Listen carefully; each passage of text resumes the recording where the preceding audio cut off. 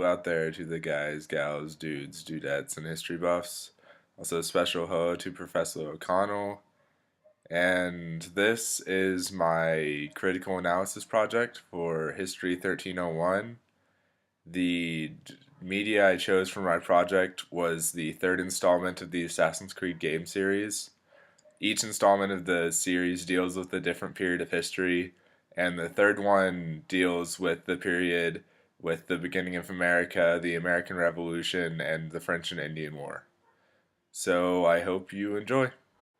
This game works in a way to completely change players' understanding of history. There is a special effect given when history is put into the form of a video game, as it is here. So while the game is very fun and challenging in the way that most good video games are, I believe that the makers of the game wanted to do more than just entertain players. They wanted to help them understand what really happened at these important times in history. That's why I think that the main purpose of this game is to allow players to live history rather than simply hear it. In a way, the game is actually a source of counterfactual history, in that it gives some reasons for certain battles and events that differ from what they really were. However, each event in the game is a real battle or event that happened. They are just seen from a different perspective. It would be the same as if you were able to go back in time to the Revolutionary War and interact with people and change things. But no matter how hard you tried, you would not be able to change the major events. Rather, you could only make sure that you were there for them, or not. All this goes to show that the game was made for people to be able to get a new, three-dimensional view of history. Rather than seeing history as a two-dimensional timeline, players of the game now begin to see the inner workings of history.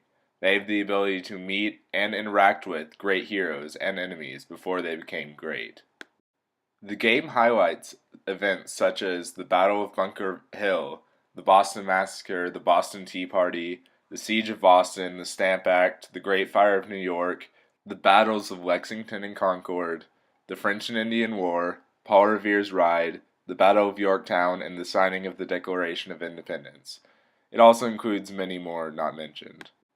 The game series offers a unique way to look at history through the eyes of our ancestors. More specifically, the game is the account of the life of Connor, a half Native American and half Englishman who is the ancestor of Desmond Miles, a modern-day assassin who is able to access the memories of his ancestors through a machine called the Animus. Connor works with an organization most creatively entitled the Assassins to keep the Templars from gaining too much power. It just so happens that the Templars make up most of the Redcoat army, so it becomes the jobs of the Assassins, mostly Connor, to make sure that the Patriots are victorious in the Revolution.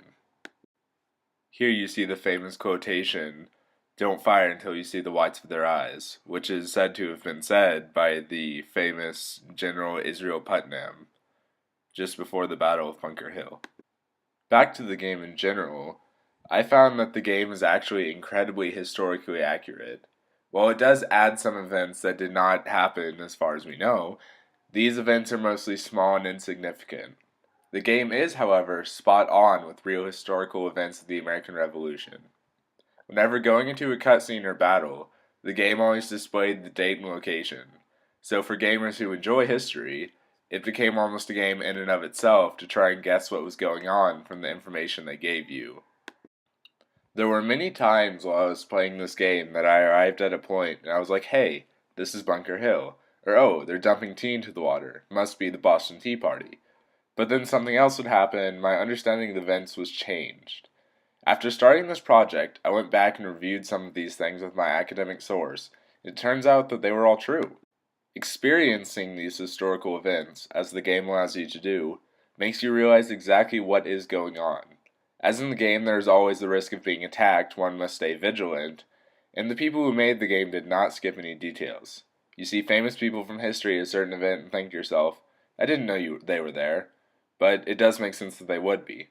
So now, rather than my earlier vague understanding of this period, under which I knew the big events but didn't know the details, I now have an understanding of what is really happening and the thoughts and feelings of the people of America through what became one of our defining moments. When playing the game, one can almost feel it. These people wanted freedom, and they were willing to do whatever it took to get it. And that's how it really was.